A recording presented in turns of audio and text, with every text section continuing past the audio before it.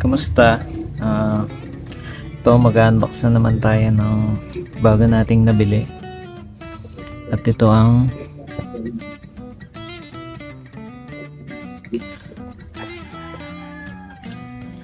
ating SHF or SH Figuarts Super Saiyan.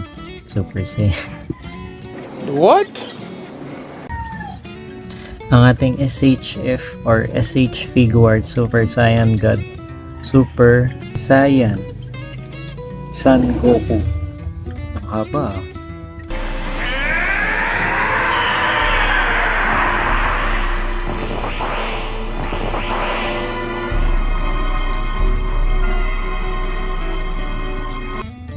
So ayan.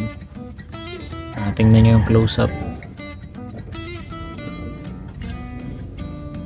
So packaging pa lang, smooth na smooth. Brand niya yan. So ayan, walang damage. Walang damage. Then dito sa likod, dito yung pictures kung ano yung mga post na pwede niyang magawa. Then mga description lang about dun sa laruan. Then yung mga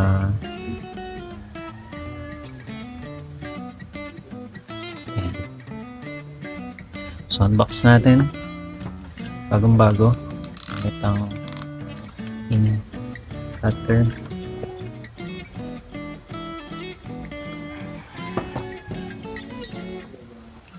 O dito sa side na to. Sige, dito na.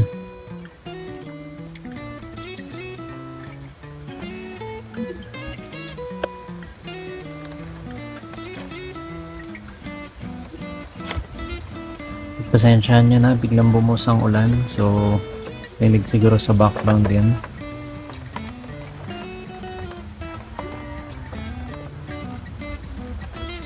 Wow!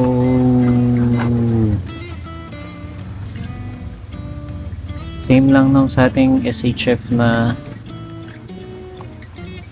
Naruto. Meron din siya instruction kung paano magpalit ng faceplate. Then yung hands na naka-Japanese pero mabilis naman yung maintindihan. Then dito sa likod yung mga ano lang, caution lang for ages 15 and up. So yun, lagay natin to sa side. Ganyan natin mismong denting na natin to mismong laro. Wow, grabe. Yan. Ito lang yung nasa likod. Denting natin. Wow, grabe siya. Super Saiyan God Son Goku. Saiyan. Sa Pinoy kasi Saiyan. Super Saiyan. So hindi natin tong lakas ng ulan. Sana maganda yung audio. Wow, bagong bago. Yan natin mismo Son Goku. Wait lang, ano ko ito bubunutin?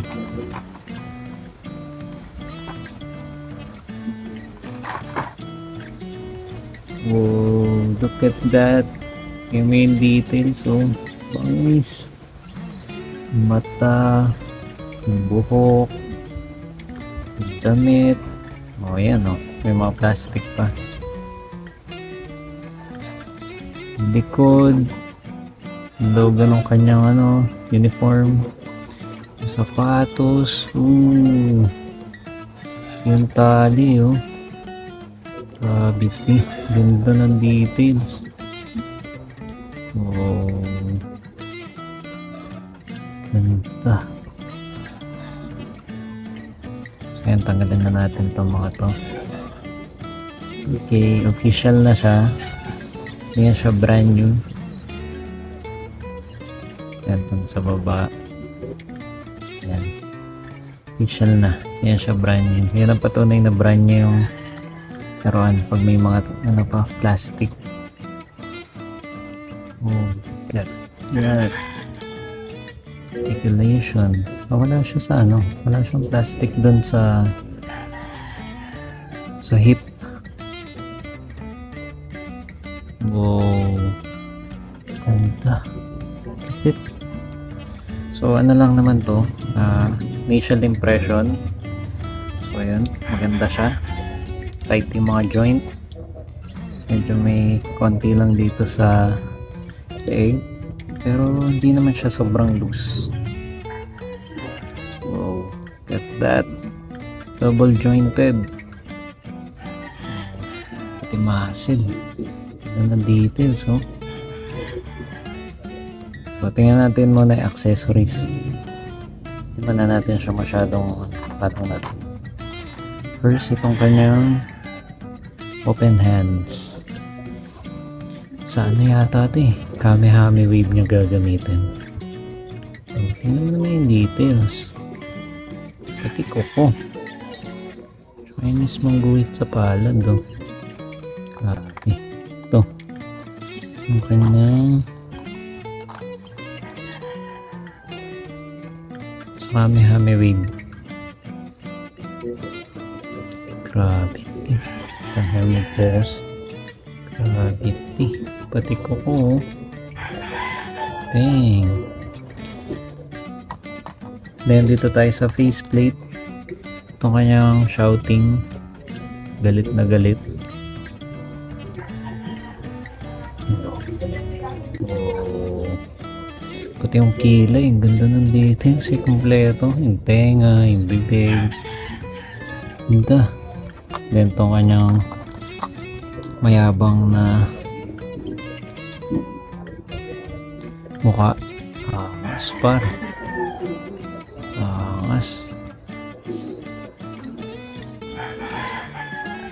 Ito. Yan itong kanyang nagigigil. Yan. Grabe, oh. Ganda. So, yun lang naman. Then, ito pala, meron pa siyang hindi ko lang kung saan to. Parang fighting pose yata to. Parang sa pag nag-stand siya, nagpo-posing bago mag-start yung laban. Yan yung kamay niya. Then, itong nag-iisa niyang yata to, yung ayaw makuha. Itong kanyang nagte-teleport. No, parang ito yan. Yung pag nagte-teleport na sign talagay sa noo. So, yun lang naman.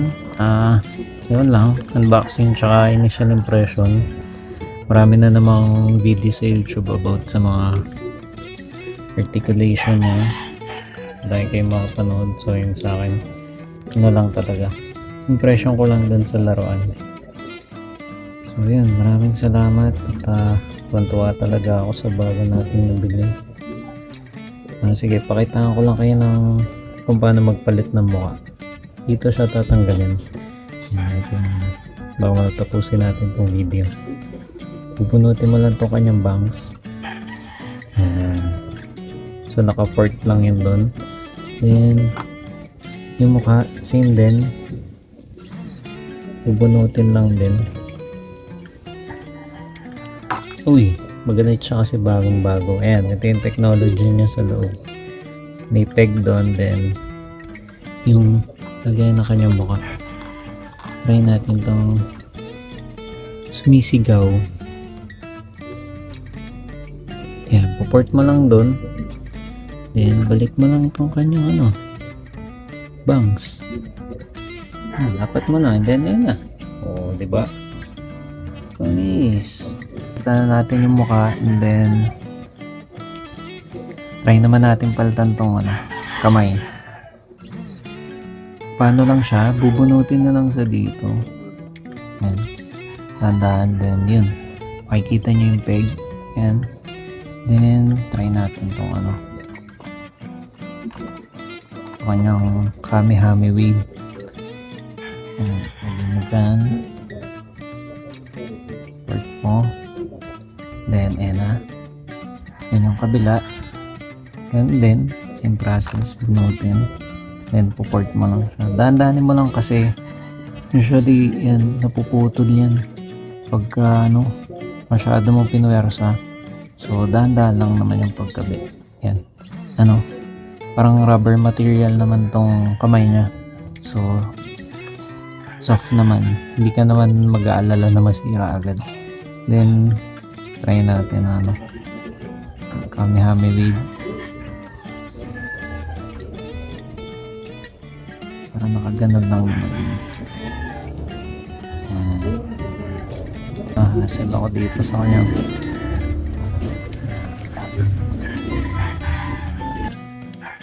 Ayan yan. Meron na tayong Kamehame wave na pose. Mahirap siya eh. Tricky yung part na to. Kung kanyang yung manggas. Kasi nakadutang siya. So, i-figure out ko pa kung paano to mapopost ng maganda. Actually, first time yung gantong style ng yung technology ng laruan na try ko. So, nagdadaan-dala ako kasi baka mamaya maputol o may masira. So, ayan. Bigyan ko lang kayo ng sample kung paano siya may propose. So, ayan. Kamehame wave. Ganyan siya. So, yun lang naman. Lang talaga to. Unbox, tsaka initial impression. Hindi na ako dun sa mga articulation kasi lagi niya naman ang nakikita yun sa YouTube. Marami na nag-post nito. Sobrang late na nitong sa akin. Enjoy ko lang talaga yung mag-unbox. Kaya, yan. Meron akong video para sa inyo. So, yun lang naman. Maraming salamat. And sa susunod na lang ulit pag nadagdagan na to. Okay. Joke lang. Siguro ako kayo na to. Maraming salamat. Hanggang sa muli. Paalam.